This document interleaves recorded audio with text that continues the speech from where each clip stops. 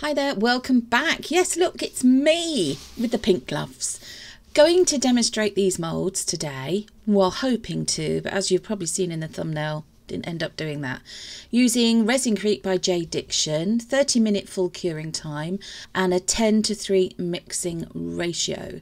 Also going to try and use these lovely pigments, which are specifically for this sort of product. So here's the powder, so you may measure out your powder and your water, and I'm just literally going to add the water to the powder here. I have sped this clip up, otherwise you'd be watching for a while. It's 60 to 90 seconds mixing time only. Now, I hadn't used this product for quite a while and I'd forgotten it's only 60 to 90 seconds. So I'm there merrily mixing away, and yep, this is what it looks like when it's lovely mixed in. It's quite runny, single cream consistency. And yeah, I decided what I'd try and do is divide it amongst these three silicone jugs and mixing jugs and add in my pigments. So there it is, divided up. As you can see, I'm still wearing the gloves and the sleeve protectors and the masks. Make sure you protect yourself whenever you're using it, although this is an eco resin. You know, obviously it's up to you, but I'm just being extra specially careful. So I'm just pouring, because I wasn't sure, I've never used these pigments before. Wasn't sure how they would react, so just putting a tiny bit in to start with to see if it made any difference. Again, the stirring part has been sped up. Now, at this time, of course, I had forgotten you don't have a very long work time with this product either. So just merrily taking my time, adding in the pigment colour, realising I hadn't added enough. I think it's such a strong white pigment naturally in this Resincrete that no matter what intensity of pigment colour you put in, it just didn't seem to be creating the sort of colour that I wanted, or so I thought. So this is still the green. You see, it looks like, you know, when you go into DIY places or decorators places and you want paint with a hint of something. Well, it was starting to look like white with a hint of apple or something, or apple white was a colour you used to be able to get. I don't know if you still can. But can you see, it's not really getting any darker, but that was fine. That was absolutely fine.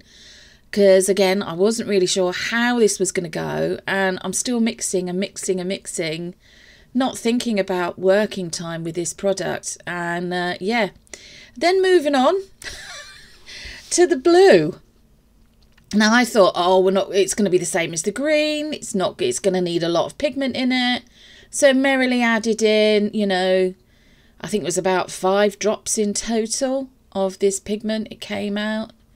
It doesn't drop very well out of the bottle either. That's the other thing. It sort of tends to run over the cap. So, and then I'm stirring this up and I'm thinking, oh my goodness, is this not going to go like the green did? No. So this is much more intense. Again, it's not the same colour as in the bottle, which is, you know, not what I was expecting anyway, but I wasn't expecting it to be quite as blue as this. So, I mean, yep, you could add less, obviously. And then we've got the white. Now, at this point, I thought, okay, let's get the moulds back. And I thought, oh, I've got plenty of time still, thinking I was using regular resin, you know. I'm going to do a layered or dirty pour, as they call it. If you do acrylic painting or pouring, you'll know what a dirty pour is. So I'm just layering up the different colours in this other mixing jug, thinking, yeah, great, absolutely fine. A little something there in the mould. And I'm just going to pour it straight into the mould and see what we get. See how the colours mix or not mix. Bearing in mind what you see on the top isn't what you're going to get on the underside. And like with all silicone mould, or most silicone moulds, particularly these, the topmost you can see there is actually going to be the bottom, and the bottom is going to be the top. Now, I did realise at this point I've put way too much in this mould. Try to do my little tap, tap, tap, which is what you should be doing when you use Resincrete or Jesmonite or other eco pours. And you just tap, tap, tap on the sides to get all the bubbles to come up. Now, at this point, it was starting to get a bit thicker. And I just thought, oh God, what has happened? Is it my, measuring quantities, the ratios? What on earth is going on? As I say, it's been a while. As you know, I've been steering clear of anything to do with resin or Resincrete or that kind of thing because of, an allergic skin reaction I had on my skin. But, it is what it is. Let's just see what happens. And again, completely overpoured this one. And as you can see, I'm getting into quite the mess. Quite the mess. So a bit of a baptism of fire. And I just thought, do you know what? And guess what? It didn't work. So I took it out the moulds. I have cleaned these moulds up better than this off camera. As you can see there. I did leave it to cure. I actually left it to cure for 40 minutes. Some of it worked, some of it didn't. It broke up as I was getting it out of the mould and I just thought, oh, for God's sake, what on earth can I do? I felt really downhearted. So I thought, I'm not giving up. I'm not giving up. I'm going to try and go for a bit of a terrazzo look, but a very natural one. That, believe it or not, is everything that I'd used in the earlier part of this video, broken up, smashed up down into this. Now, here we go. This bit's sped up because obviously you've already seen me do this. The powder, the water, the mixing. And then what I do is pour in all of that broken up terrazzo from those moulds. There we go. So it's the beautiful pale turquoisey blue colour. Reminds me of turquoise stone actually. So just mixing that in, going really quickly this time. I mean, obviously this has been sped up, but I did mix quickly. Immediately got this mould, pouring that into the lid, into the base, sorry, and then this into the lid. So just pouring it in there. It already started to thicken again, and also had some left over to make a coaster. Now, oh, look at that. That looks beautiful. At least this worked. I was starting to smile again. I mean, I must admit, I felt so down because I haven't been able to do this kind of artwork for what feels like forever for me. And when it's your hobby and it's the way that you de-stress and relax, it's very difficult being told, you can't do it. So the coaster came out lovely. Now this was the lid, and oh good God. I was really careful. I'd left it actually in these moulds for an hour, really hoping it was going to work. And look at that. Massive air pockets. Air bubbles have formed. And then I got to the top where you've got the little knob bit for the lid. And I was really seriously struggling. And I thought it was coming loose, and it's come off. So yet again, a disaster. And I just thought, really, what on earth's going on today? Why is this happening? And I had a chat with my partner, Wayne, and he just said, don't give up. I mean, yeah, the lid probably isn't any good. Give me the lid. He even looked to see whether or not you could glue it back in place. But to be really honest with you, there were so many bits missing from along the edge of the lid that it just wouldn't have been right. And yeah, but demoulded the pot part of it and it looks great. I've got a lot of sanding work to do there.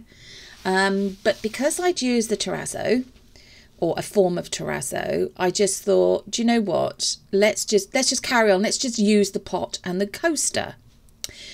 So what you then do is you get some water, you get some wet and dry sandpaper. Obviously you make the surface wet that you're going to sand, and then you start sanding. So I think the first part of this is me sanding in normal time. So again, I've made the surface of the pot wet, and I'm just lightly sanding it over. Now, a lot of people don't like sanding. This bit, by the way, is on a time lapse. I do not go like a whirling dervish sanding away. Hopefully you'll know what a whirling dervish is. And as you can see there, it's going to... Now, this took me 15 minutes to sand this. Hence why it's on a time lapse. Otherwise, wow, this video would be extremely long. And it's already long enough as it is. So sanding away there, and hopefully you can see some of the different colour blues of those chips coming through gradually. I was feeling pretty pumped, and at this point I've cleaned it up, and look at that. So it's gone from not being just a pale, very, very pale whitish blue pot to being like this. So that's what it looked like inside. Now I decided not to sand the inside. Here is the coaster. And I thought, now what can I do? Can I utilise the coaster with the pot? I think I will. So I'm going to use the coaster as a base for the pot. But I'm not going to sit straight down. I'm going to set it slightly back. Now I did sand over the base and make it really smooth, and then obviously the coaster. I'm going to use Gorilla Glue. Other glues are available. Use what you feel happy using. This is extremely thick. So this has been sped up as well because it took me a while to get enough on, spread it around, because obviously I wanted it to stick. And it is true what they say about this, it does stick anything. So there we are. I'm just using a micro brush there to pop it on. There we are. It's excellent stuff for sticking this kinds of things together. Now, there we are. I'm going to put the coaster on it, but I'm going to position it so that it is set back slightly. So it's not slap bang in the middle of the coaster. It's set back slightly. There we go. So I don't know if you can see that. It's just sort of set back slightly. There we go. And that was because in my original thought, what I would do is at the front of it, I would put some more embellishment. Now, I'd already made a decision that I was going to put on some, you can see some little butterfly wings down there on the left-hand side of the screen. Now, we have various bits and pieces of things that we've made from leftover resin. Some of them are flowers, some of them are leaves, some of them butterfly fairy wings, because we think, well, we don't really want to throw away resin, we always want to use it, so we always have those sorts of moulds nearby so that we can utilise them, and who knows, we might actually use them in upcoming projects. And lo and behold, I remembered we'd got something. Now, originally I was going to try and find some seahorses that we'd done and some shells, but in the end, I went for this rather beautiful rose because I thought I think it really complements the pale blue and the blues and even the greens of this bowl. The bowl shape itself, I've been getting a bit of an oriental sort of feeling, but the whole pot with the lid is a bit oriental-like. So just trying to clean up a bit of the glue there. Must admit, I didn't do a particularly good job on that bit, but hey ho. Now you can sit and hold this in place for 2 or 3 minutes waiting for it to adhere to the surface, which is really what you should do. Go. As you can see, the gloves are off, but that's okay because this is completely cured and it's not like regular resin, so I should be absolutely fine. Now we have these beautiful glass-like wings, fairy wings I believe they're called, or butterflies, but I think they're actually fairy wings. Now I'm going to put them like they are butterflies, but almost like they're coming out of the flower. So the flower depicts a version, should we just say, of a butterfly, a bit abstracty, maybe a bit surreal type. So there we go, there's the wings. I've also put glue on the wings, the same glue, the Gorilla, and just trying to position them to where I want them. So I actually end up positioning them so they're not completely in line with the top of the pot, with the rim of the pot. They actually go up above it slightly. Now, these are a smaller version of the top wings in the along the bottom. Now, I did have to sit and hold these because they kept wanting to drop down, and it's only because the bowl is lying on an backwards but on an angle. So there we go. Now my original thought was to also put some embellishments along the coaster just down from where the rose is, but in the end I thought no, I'm going to leave it as it is. Now here we are. Can you see that? I mean, I love it. It's my idea, it's my aesthetic, it's what I like to see, something a bit unusual. I think it makes the pot look lovely. This is the finishing shot. I hope you've enjoyed this video. I realise it's a rather lengthy one. There we are. It's got some of my pearl jewellery in it. It's just an idea of what you can do with it. Hope you've enjoyed this. Rescuing a project that went wrong. Don't forget to like, share and subscribe, and tune in for our next video, which will be on Wednesday. Take care, everyone. Goodbye.